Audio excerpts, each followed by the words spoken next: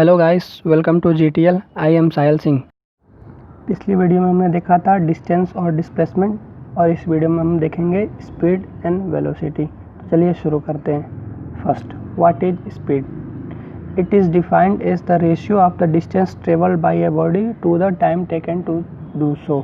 मतलब कि वो बॉडी कितना डिस्टेंस कवर करती है कितने टाइम में। मैथमेटिकली इसको लिखा जाता है डिस्टेंस बाय टाइम, मतलब कि बॉडी कितना डिस्टेंस कवर कर रही है कितने टाइम में। सपोज़ आपने बाइक को ऑब्जर्व किया ही होगा, तो बाइक पे आप क्या देखते हैं कि 40 किलोमीटर पर आवर की स्पीड से चल रही है। कहने का मतलब क्या होता है, वो 40 किलोमीटर का डिस्टेंस ट्रेवल करेगी 1 घंटे में। अपनी बाइक की स्पीड को इंक्रीज़ कर दी और अब बाइक चल रही है 60 किलोमीटर पर आवर। इसका मतलब क्या हुआ कि अगर आप उस स्पीड से बाइक को चलाते हो तो वो 60 किलोमीटर का डिस्टेंस कवर करेगी 1 घंटे में। वही होता है हमारा स्पीड। तो इससे हम डिस्टेंस भी फाइंड कर सकते हैं अगर हमको स्पीड और टाइम पता हो तो डिस्टेंस इक्वल टू क्या होगा हमारा, speed into time. And it is measured in SI in metre per second. क्यों? क्योंकि डिस्टेंस का यूनिट क्या होता है, मीटर, और टाइम का यूनिट होता है सेकेंड। तो स्पीड का SI यूनिट क्या हो गया, मीटर पर सेकेंड।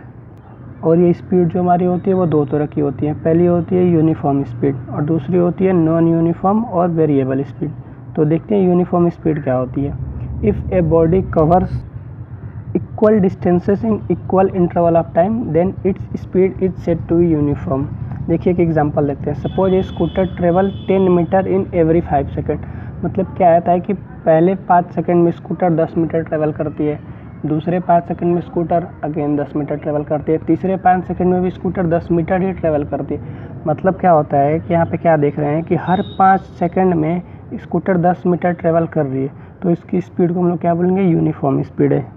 और दूसरा है हमारा वेरिएबल और non uniform speed. If a body covers unequal distances in equal interval of time और equal distances in unequal interval of time then its speed is said to be non uniform. चलिए पहला example कोई देखते हैं।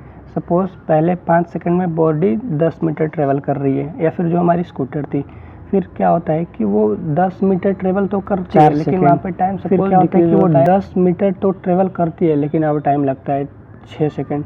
तो क्या हो रहा है कि डिस्टेंस तो सेम है लेकिन हमारा जो टाइम है वो चेंज होता रहता है।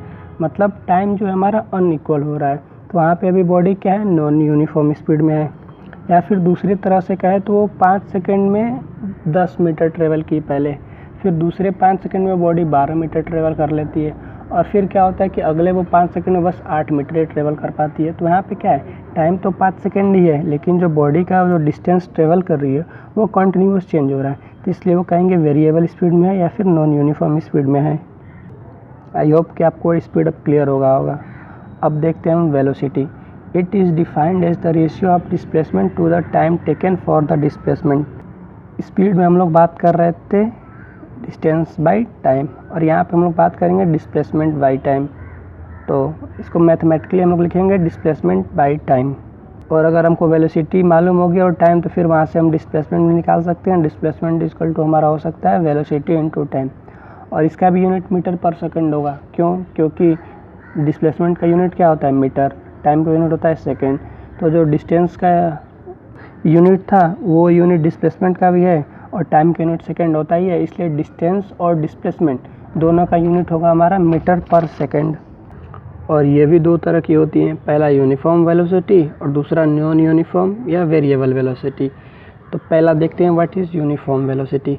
A body is said to be possesses uniform velocity if it undergoes equal displacement in equal interval of time। Same कहानी है। पहले में क्या था कि सेम डिस्टेंस ट्रेवल करे इक्वल इंटरवल ऑफ टाइम में, यहाँ पे क्या होता है कि सेम डिस्प्लेसमेंट ट्रेवल करे इक्वल इंटरवल ऑफ टाइम में। तो वहाँ पे सेम डिस्टेंस ट्रेवल करती थी इक्वल इंटरवल ऑफ टाइम में, तो हम लोग बोलते थे यूनिफॉर्म स्पीड। और यहाँ पे ये सेम डिस्प्लेसमेंट ट्रेवल करेगी इक्वल इंटरवल ऑफ टाइम में, तो हम बोलेंगे यूनिफॉर्म वेलोसिटी। मतलब कि डिस्टेंस की जगह पे यहाँ पे हमारा क्या है, displacement. Similarly variable velocity, a body is said to be in variable velocity if it undergoes in such a way that its direction और speed both changes with time. या तो उसका डायरेक्शन चेंज हो रहा होगा, डायरेक्शन चेंज होगा तो displacement भी चेंज होगा, या फिर उसका स्पीड चेंज हो रहा होगा। तो दोनों में से अगर कोई भी चीज़ें चेंज होती हैं तो हमारा वेलोसिटी में डिफरेंस आ जाएगा, तो वो बोलेंगे क्या है, वेरिएबल वेलोसिटी है। क्यों? क्योंकि जब डायरेक्शन हमारा चेंज होगा तब जब हम शॉर्टेस्ट पाथ फॉलो करेंगे तो हो सकता है वो पाथ बड़ा हो जाए या फिर पाथ हो जाए छोटा हो जाए। तो हमारा वेलोसिटी का फॉर्मूला क्या होता है? Displacement by time.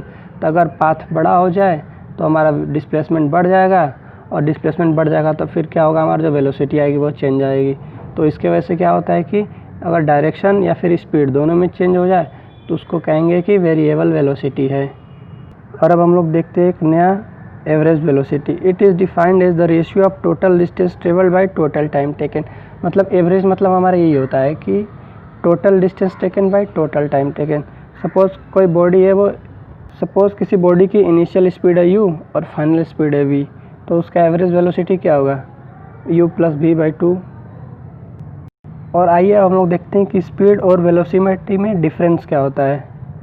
तो पहला, it is defined as rate of change of distance, मतलब डिस्टेंस बाई टाइम, उसको बोलेंगे rate of change of distance. और हम वेलोसिटी में देखेंगे, it is defined as the rate of change of displacement, मतलब डिस्प्लेसमेंट बाई टाइम। तो ये हो गया हमारा वेलोसिटी। दूसरा, it is a scalar quantity, it and velocity is a vector quantity. अब स्पीड स्केलर क्वांटिटी क्यों है? क्योंकि स्पीड का फॉर्मूला होता है डिस्टेंस बाई टाइम, और डिस्टेंस जो हमारा है वो स्केलर क्वांटिटी है, इसके वजह से हमारी स्पीड भी होगा वो स्केलर क्वांटिटी होगा। लेकिन वेलोसिटी में क्या होता है कि डिस्प्लेसमेंट बाई टाइम, और हमारा जो डिस्प्लेसमेंट होता है वो होता है हमारा वेक्टर क्वांटिटी। तो स्पीड होता है वो स्केलर क्वांटिटी होता है, और जो वेलोसिटी होता है हमारा वेक्टर क्वांटिटी होता है। तीसरा, it can never be negative और ज़ीरो। क्यों? क्योंकि हमारा डिस्टेंस ना नेगेटिव होता है ना ज़ीरो होता है, ये मैंने पिछले वीडियो में ही बताया था। तो इसकी वजह से हमारी स्पीड भी क्या होगा? ना नेगेटिव होगा ना ज़ीरो होगा। और वेलोसिटी में it can be negative, zero और पॉजिटिव। क्यों? क्योंकि हमारा डिस्प्लेसमेंट होता है वो नेगेटिव भी होता है, ज़ीरो भी होता है, पॉजिटिव भी होता है। इसकी वजह से हमारा जो वेलोसिटी भी होगा वो नेगेटिव भी हो सकता है, ज़ीरो भी हो सकता है और पॉजिटिव भी हो सकता है। Speed is a velocity without direction.